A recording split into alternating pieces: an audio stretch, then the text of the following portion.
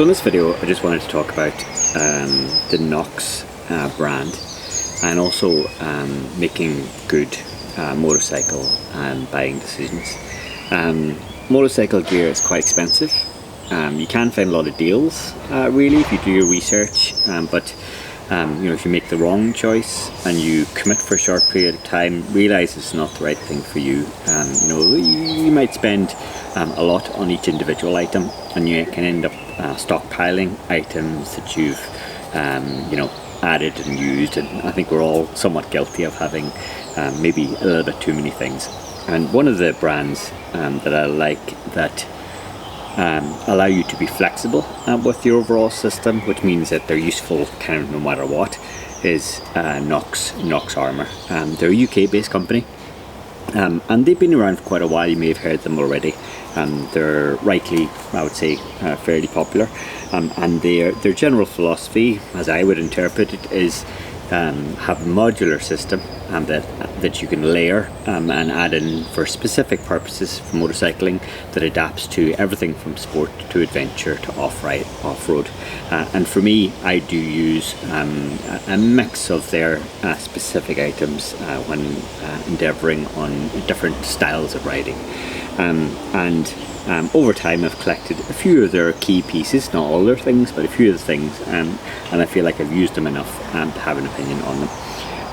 So starting with gloves, they offer high quality gloves across, again, slightly different styles overall, and different conditions. They generally offer a winter option. For me, I have a 02, which is probably about 2 seasons out of date now. I've used them quite a bit. They're showing no major signs of wear. And one of the good things about the Knox, nearly all the Knox gloves, I think bar one perhaps, is that they have a scaphoid protection system, which they have. Other brands use it, but they are one of the first and one of the ones who've really perfected this. And what it means is that when you make contact with the ground as your first point, naturally putting your hands out, with the scaphoid protection, which is a plastic protect here, you will slide rather than buckle your wrist, and therefore avoid major scaphoid injuries, which are a common motorcycle injury problem. So overall, this feels like it adds a specific type of direction, and also you'll find it'll have the more standard protection, which is floating on the knuckles and fingers as well. This one doesn't specifically have sort of a mobilizer for the thumb, if you like, but that's fine. And it also, in this specific model, has a visor wipe, which I have actually used quite a bit as well. This glove I actually bought one size too small because I think it was on sale at the time, but overall I've managed to kind of season it and wear it, and it doesn't cause me major issues, and I still do use it fairly often. On the other side of the scale is their top of the line gloves. Use the black one here, which is kind of a similar profile, if you like. You'll find similar things. You'll have the scaphoid protection here, which again is somewhat customary. This one has the BOA system. These are the Handroid, top of line Handroid, and they're designed primarily for, I would say, sport riding and maybe on track, but they're also equally suitable for the road as well. And really they offer kind of top of the line protection, really, because you've got full cover. And you've got this very cool kind of exoskeleton system here, and the idea is there, again, open-handed, is that you can't overextend your fingers. There's a certain amount of sort of frictional resistance supported by the mechanism of the glove itself. So overall, in a high-speed crash, this will likely protect your hand more than kind of the run-of-the-mill glove. And just looking at it, you can kind of tell that that's true. And being this brand that I trust, I would put my money on the fact that this would do well in conditions. I don't ride high speed. I've got a powerful bike. If I'm doing a longer summer road journey, I'll add them in just because the protection is better. And I can rely on them specifically for that purpose. The BOA system as well is cool. It's very quick and easy to use, and it's easy to get in and out of the glove, even if you've got that high level of protection. Gloves that are kind of full gauntlet to this can be cumbersome and awkward and kind of hard to get into. These are not. So again, good design and kind of again fairly top of the line, and pricey, but not crazy price in comparison to competitors. On the other side, on the clothing side, they do a lot of, like I say, layered systems, thin, light, but ultimately good coverage. Armour is a big part of the overall profile, kind of starting at the base layer, and this is a pair of kind of boxers, if you like, briefs, with layered padded protection all the way from the bottom to the sides.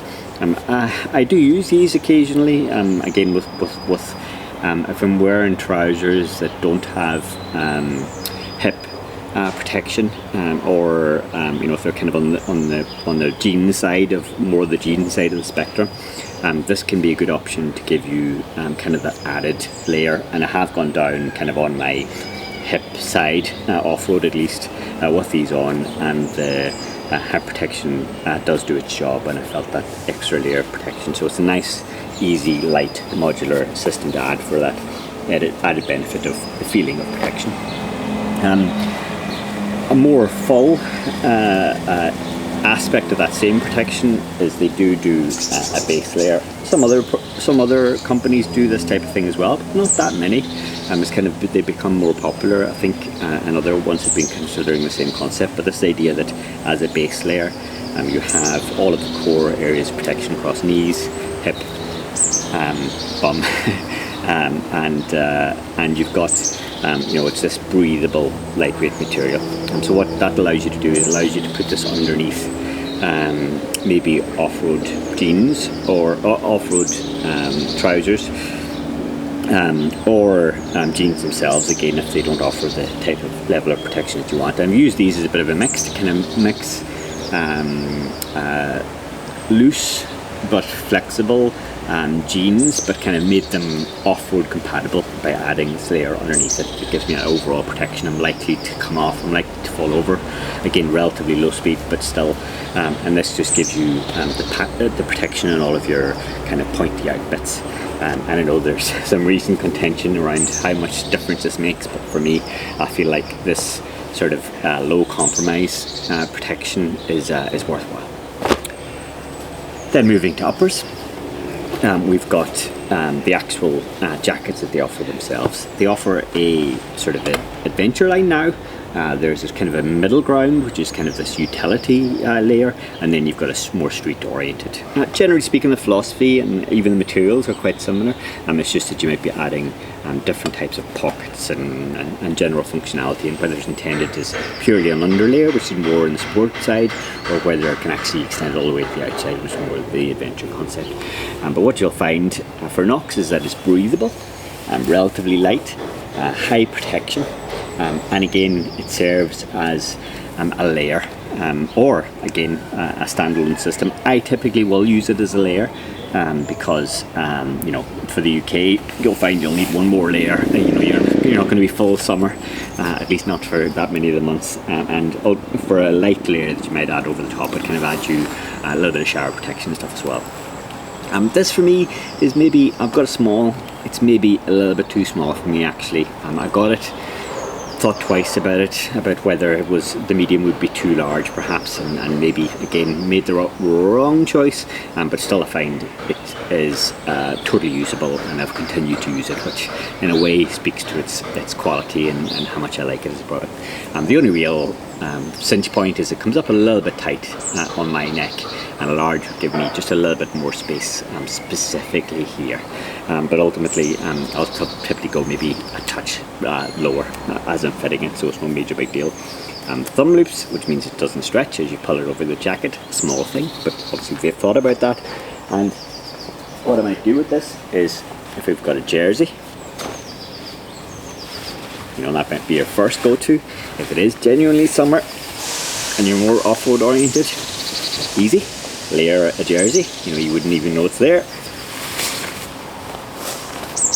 Or maybe you've got a heavy sort of, I would say still something that's suitable for motorbike, but isn't kind of in that middle category of not being categorized as being motorcycle safe, like maybe a Gore-Tex jacket from Army Surplus is quite a common one for waterproofing.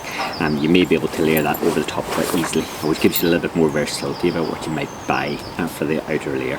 It kind of steers you away from the all-in-one systems, which again are super expensive, and there's various downsides to the all-in-one systems as well, regardless of what the brands say.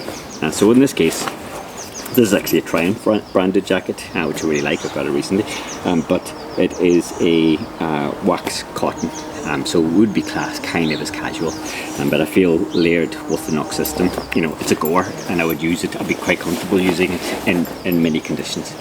And then one last item here, as I have it, as part of their layering system, is what they call it's on here somewhere, cold killers. I think this actually might have fallen out of their season line, but I do think it's really clever. So it's a one-proof garment, one-proof at the front, but breathable and transparent, if you like, at the back.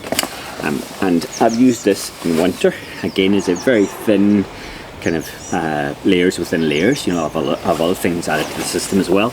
But adding this in, it does actually increase the warmth of your system overall. And with the breathability at the back, you find that you don't sweat, because there's this kind of contrast that you can make a system really warm, but if you're sweating, that gets quite cold.